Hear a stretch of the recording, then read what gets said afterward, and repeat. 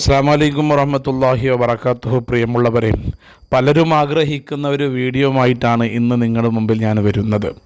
നമ്മുടെ കൂട്ടത്തിൽ നിന്ന് പലരും മറ്റുള്ളവർക്ക് കടമായി ക്യാഷ് കൊടുത്ത് തിരികെ ചോദിക്കുന്ന സമയത്ത് അവധി കഴിഞ്ഞും അവർ തരാതെ ബുദ്ധിമുട്ടിക്കുന്ന, അവരുടെ പിന്നാലെ പോയപ്പോൾ അവരുടെ ഫോൺ സ്വിച്ച് ഓഫ് ചെയ്തുകൊണ്ട് നമ്മളെ കണ്ടിട്ടും പരിചയമില്ലാത്തവരെ പോലെ നടിക്കുന്നൊരു സാഹചര്യം പലരുടെയും അനുഭവമായിരിക്കാം, പലരും നമ്മളോട് പങ്കുവെച്ച കാര്യവുമാണ്.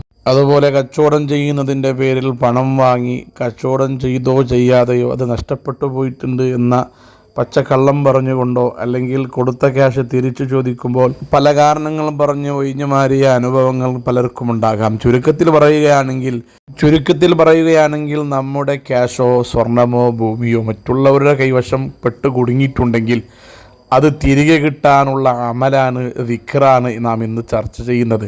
നാം ഇത് നല്ല നീയത്തോടുകൂടെ, ഈമാനോടുകൂടെ, വിശ്വാസത്തോടുകൂടെ എൻ്റെ ക്യാഷ് എൻ്റെ കയ്യിൽ തിരിച്ചെത്തണമെന്ന നല്ല നീയത്തോടുകൂടെ ഈ വീഡിയോയിൽ പറയുന്ന ദിക്റുകളും ദുആകളും പതിവാക്കുകയാണെങ്കിൽ ഉറപ്പ് 100% ഉറപ്പ് നമുക്ക് പറയാൻ പറ്റും, നമ്മുടെ ക്യാഷ് നമ്മുടെ കയ്യിലേക്ക് തിരികെ കിട്ടുക തന്നെ ചെയ്യും. അള്ളാഹു അതിന് തൗഫീക്ക് നൽകട്ടെ, ആമീൻ. മറ്റുള്ളവരുടെ കൈവശത്ത് കുടുങ്ങിപ്പോയ നമ്മുടെ ക്യാഷ് തിരിച്ചു കിട്ടാനുള്ള ഒന്നാമത്തെ പരിഹാരം പരിശുദ്ധ ഖുർആനിൽ നിന്ന് 2 ആയത്തുകൾ നിരന്തരമായി പാരായണം ചെയ്യുക, പതിവാക്കുക എന്നതാണ്. സൂറത്തുൽ ഖസസിലെ 85-ാമത്തെ ആയത്തും സൂറത്തുൽ ഫത്ഹിലെ 29-ാമത്തെ ആയത്ത്. മറ്റുള്ളവരുടെ കൈവശത്ത് അകപ്പെട്ടുപോയ എൻ്റെ സമ്പത്ത് തിരിച്ചു കിട്ടണമെന്ന നല്ല വിശ്വാസത്തോടുകൂടെ ഈ 2 ആയത്തിനെ ആരെങ്കിലും ഓതൽ പതിവാക്കിയാൽ, എല്ലാ ദിവസവും ഓതുകയാണെങ്കിൽ അവൻ്റെ ആ സമ്പത്ത് തിരിച്ച് കിട്ടുക തന്നെ ചെയ്യുമെന്നാണ് മഹാന്മാർ നമ്മളോട് പറഞ്ഞത്. കൃത്യമായി ഓതുക എന്നത് തന്നെയാണ് കാര്യം. ഓരോ ഫർദ് നിസ്കാരത്തിൻ്റെ ശേഷം 5 വക്ത് നിസ്കാരത്തിൻ്റെ ശേഷം പറയാം, അല്ലെങ്കിൽ സുബഹി നിസ്കാരത്തിൻ്റെ ശേഷവും മഗ്രിബ് നിസ്കാരത്തിൻ്റെ ശേഷം പറയാം. ഈ 2 ആയത്തുകൾ അതിൻ്റെ എണ്ണം എത്രയാണെന്ന് പറയപ്പെട്ടിട്ടില്ല, അത് നാം തീരുമാനിക്കേണ്ടതാണ്. നമ്മുടെ ഉദ്ദേശം പോലെ 11 അല്ലെങ്കിൽ 33 വീതമോ 101 വീതമോ പതിവാക്കുകയാണെങ്കിൽ നമ്മുടെ ക്യാഷ് നമ്മുടെ കയ്യിലേക്ക് തന്നെ തിരിച്ചു കിട്ടുമെന്ന് മഹാന്മാർ പറഞ്ഞിട്ടുണ്ട്. 100% ഈമാനോടുകൂടി വിശ്വാസത്തോടുകൂടി ചെയ്താൽ മാത്രം മതി. സൂറത്തുൽ ഖസസിലെ 85-ാമത്തെ ആയത്ത് ഇങ്ങനെയാണ്: ബിസ്മില്ലാഹിർ റഹ്മാനിർ റഹീം ഇന്നല്ലദീ ഫറദ അലൈക്കൽ ഖുർആന ലറാദ്ദുക ഇലാ മആദ് ഖുർ റബ്ബി അഅലമു മൻ ജാഅ ബിൽ ഹുദാ വമൻ ഹുവ ഫീ ളലാലിൻ മുബീൻ. സൂറത്തുൽ ഖസസിലെ ഈ ആയത്തിന് മറ്റൊരു പ്രത്യേകത കൂടിയുണ്ട്. ആരെങ്കിലും ഒരാൾ യാത്ര പോകുന്ന സമയത്ത്, പ്രത്യേകിച്ച് ഹജ്ജിനോ ഉംറക്കോ യാത്ര പോകുന്ന സമയത്ത്, ആ യാത്ര പോകുന്നവർ അവരുടെ കൈവിരലുകളെ കൊണ്ട് ചുമരിലേക്കോ അതല്ലെങ്കിൽ വാതിലിലേക്കോ ഈ ആയത്ത് എഴുതി പോവുകയാണെങ്കിൽ അവർ ആ വീട്ടിലേക്ക് സുരക്ഷിതമായി യാത്ര കഴിഞ്ഞ് തിരിച്ചെത്തുമെന്നതാണ് ഈ ആയത്തിൻ്റെ ഒരു പ്രത്യേകത. നമ്മുടെ നാടുകളിൽ സാധാരണഗതിയിൽ ഹജ്ജുക്കും ഉംറക്കും പോകുന്നവർ ഇത് ചെയ്യുന്നത് നമുക്ക് കാണാനുണ്ടല്ലോ. ഈ ആയത്ത് എഴുതുന്ന പക്ഷം അല്ലെങ്കിൽ ഓതുന്ന പക്ഷം ഏതൊരു വസ്തുവും അതിൻ്റെ അസിലിലേക്ക്, അടിസ്ഥാനത്തിലേക്ക് തിരിച്ചെത്തും എന്നതാണ് ഇതിൻ്റെ പ്രത്യേകത. അതുകൊണ്ട് നമ്മുടെ ക്യാഷോ സമ്പത്തോ അല്ലെങ്കിൽ സ്വർണമോ മറ്റുള്ളവരുടെ കയ്യിൽ അകപ്പെട്ട് കഴിഞ്ഞാൽ ഈ ആയത്ത് ഓതലിനെ പതിവാക്കിയാൽ ഉറപ്പായി വന്ന് നമ്മുടെ അടുത്തേക്ക് തന്നെ എത്തും എന്നതാണ് ഈ ആയത്തിൻ്റെ പ്രത്യേകത. ഈ ആയത്തിൻ്റെ കൂടെ സൂറത്തുൽ ഫത്ഹിലെ 29-ാമത്തെ ആയത്ത്, അവസാനത്തെ ആയത്തും നാം ഓതേണ്ടതുണ്ട്.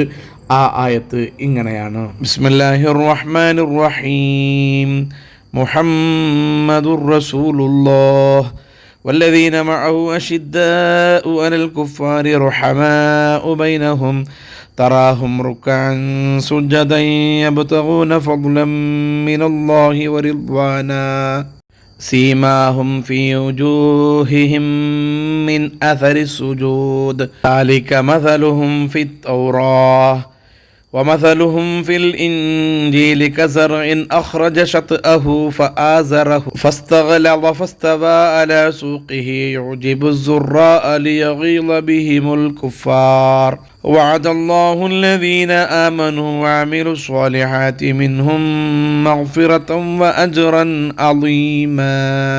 ഉറച്ച വിശ്വാസത്തോടുകൂടെ റബ്ബിലേക്ക് ഭാരമേൽപ്പിച്ചുകൊണ്ട് ഈ 2 ആയത്ത് ആരെങ്കിലും എല്ലാ ദിവസവും ഓതലിനെ പതിവാക്കുകയാണെങ്കിൽ അന്യാധീനപ്പെട്ടുപോയ അവൻ്റെ സമ്പത്തുകളും പൈസകളും അതുപോലെ സ്വർണങ്ങളൊക്കെ തിരികെ അവനിലേക്ക് വന്നെത്തുമെന്ന് മഹാന്മാർ പറഞ്ഞിട്ടുണ്ട്.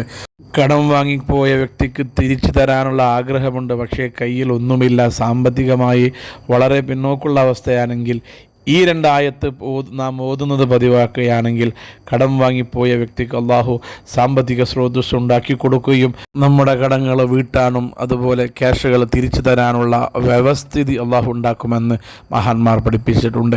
എനിക്ക് കയ്യിൽ ക്യാഷ് ഉണ്ടായി തരാതെ ബുദ്ധിമുട്ടിക്കുന്നവരാണെങ്കിൽ ഈ രണ്ടായത്ത് നിരന്തരമായി നാം ഓതിയതിൻ്റെ ബറക്കത്തുകൊണ്ട് ഈ ആയത്ത് കാരണം കൊണ്ട് അവരുടെ മനസ്സിൽ അള്ളാഹു പേടി ഉണ്ടാക്കുകയും എത്രയും പെട്ടെന്ന് നമ്മുടെ അടുത്തേക്ക് ഓടി വന്ന് ആ ക്യാഷ് തിരിച്ചെത്തിക്കാനുള്ള സാധ്യത കൂടുതലാണെന്ന് മഹാന്മാർ പഠിപ്പിച്ചിട്ടുണ്ട്. ഈ ഒരു കാര്യം നമ്മുടെ ജീവിതത്തിൽ നാം പകർത്തുക.